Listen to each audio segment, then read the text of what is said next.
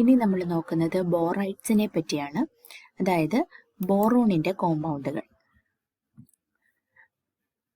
Compounds of boron with elements which are less electronegative or more electropositive than itself is called borides.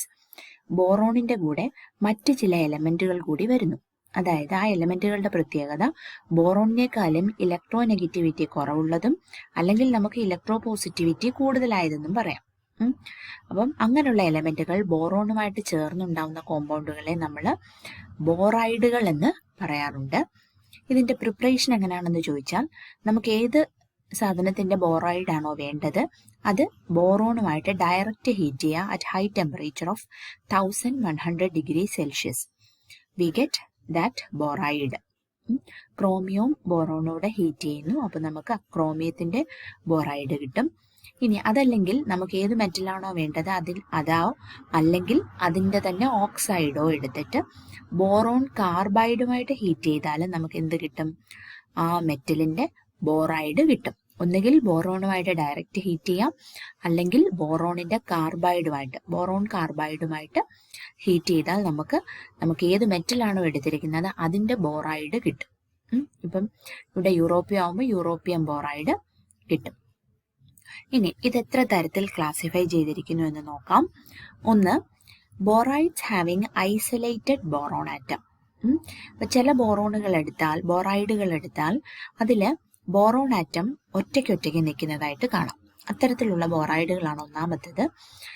In these compounds boron atoms occupy the interstitial sites formed by the metal atom. Interstitial site എന്ന് പറയുമ്പോൾ ഈ ഇടയ്ക്ക് കാണപ്പെടുന്ന ഗ്യാപ്പുകൾ. അപ്പം ഞാൻ പറഞ്ഞു, metal ആറ്റങ്ങളാണ് സാധാരണ ബോറോണുമായിട്ട് ചേർന്ന് ബോറൈഡ് ആവുന്നത്. അപ്പം നമ്മുടെ ഈ മെറ്റൽ ആറ്റങ്ങൾ ഇങ്ങനെ തമ്മിൽ കൂടിച്ചേർന്നിരിക്കുമ്പം ഇടയ്ക്ക് ചെറിയ ചെറിയ ഹോളുണ്ട്. ആ ഹോളിൽ ഓരോ ബോറോൺ ആറ്റം, അതായത് സിംഗിൾ ബോറോൺ ആറ്റങ്ങൾ ഒക്കുപ്പൈ ചെയ്ത് കാണപ്പെടുന്ന ടൈപ്പാണ് നമ്പർ 1, ഐസൊലേറ്റഡ് ബോറോൺ ആറ്റംസ് ഉള്ളത്. അതിന്റെ പ്രത്യേകത ഒന്നിലധികം ബോറോൺ ആറ്റങ്ങൾ ഒരു വേക്കൻസിയിൽ അല്ലെങ്കിൽ ഒരു കുഴിക്കകത്ത് അല്ലെങ്കിൽ ഒരു സ്ഥലത്ത് കാണത്തില്ല. ഒരു സ്ഥലത്ത് ഒരു ബോറോൺ ആറ്റം മാത്രം നിൽക്കും മെറ്റൽ ലാറ്റസിൽ. അപ്പൊ അങ്ങനെയുള്ള ടൈപ്പാണ് number 1, having isolated boron atom, where the boron atoms occupy the interstitial sites formed by the metal atoms. These interstitial boron atoms are not bonded to each other. They are isolated. Example, മാംഗനീസിൻ്റെത്, പലേഡിയത്തിൻ്റെതൊക്കെ. ഇനി രണ്ടാമത്തെ type borides having chains of boron atom. നമ്മൾ നേരത്തെ പറഞ്ഞത് metal ആറ്റത്തിനകത്ത് ഓരോ ഹോളിലും ഓരോ boron മാത്രം ഇരിക്കുന്ന ടൈപ്പ് ബോറൈഡ്. ഇനി നമ്മൾ പറയുന്നത് ഇങ്ങനെയുള്ള സൈറ്റുകളിൽ ഒന്നിലധികം ബോറോൺ ആറ്റങ്ങൾ ഒരുമിച്ചിരിക്കുന്ന ടൈപ്പ് ബോറൈഡുകൾ കാണപ്പെടാറുണ്ട്. അതാണ് രണ്ടാമത്തേത്. അതിൽ തന്നെ ചെയിൻസ് ആയിട്ട്, അതായത് ഒരു 1 ഡയമെൻഷണൽ രീതിയിൽ ഒരു ബോറോൺ ആറ്റം കഴിഞ്ഞ് തൊട്ടപ്പുറത്ത് മറ്റൊരു ബോറോൺ ആറ്റം, അങ്ങനെ 2 ബോറോൺ ആറ്റങ്ങൾ ഒരു ചെയിനായിട്ട് കാണപ്പെട്ടാൽ അതാണ് ഈ രണ്ടാമത്തെ ടൈപ്പ്.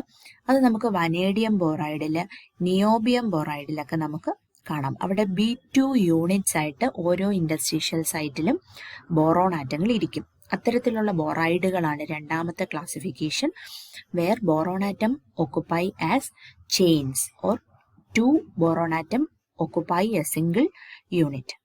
ദെൻ തേർഡ് ടൈപ്പ് എന്ന് പറയുന്നത് കുറച്ചുകൂടെ എക്സ്റ്റെൻഡഡ് ആയിട്ടുള്ള ബോറോൺ കോമ്പിനേഷൻസ് ഓരോ സൈറ്റിലും നമുക്ക് കാണാൻ പറ്റും.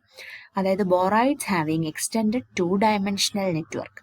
നമ്മൾ നേരത്തെ ചെയിൻ പറഞ്ഞു, അതിൽ നിന്ന് കുറച്ചുകൂടെ എക്സ്റ്റെൻഡഡ് ആയിട്ട് 2 ഡയമെൻഷണൽ രീതിയിൽ 2 or 3 ബോറോൺ ആറ്റങ്ങൾ കൂടിച്ചേർന്ന് വരുന്ന ബോറൈഡുകളാണ് മൂന്നാമത്തെ ടൈപ്പ്.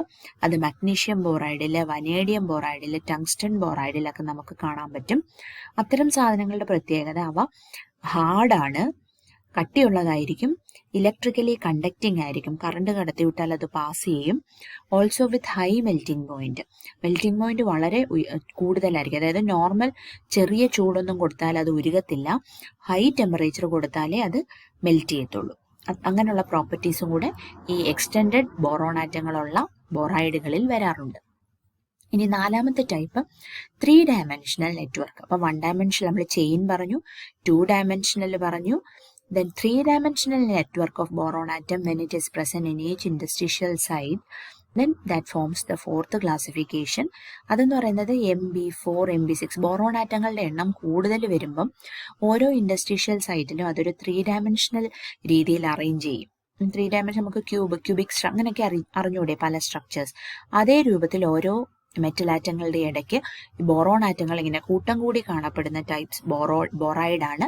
നാലാമത്തത് ലെന്താനം ബോറൈഡിൽ നമുക്കതിനെ കാണാം. ഇനിയും അപ്പൊ ഇതാണ് ബോറൈഡുകൾ. ബോറൈഡ്സ് എന്ന് പറയുമ്പോൾ compounds of boron with other elements which are less electronegative or more electropositive than boron. And preparation method either heating with boron or with boron carbide we get borides.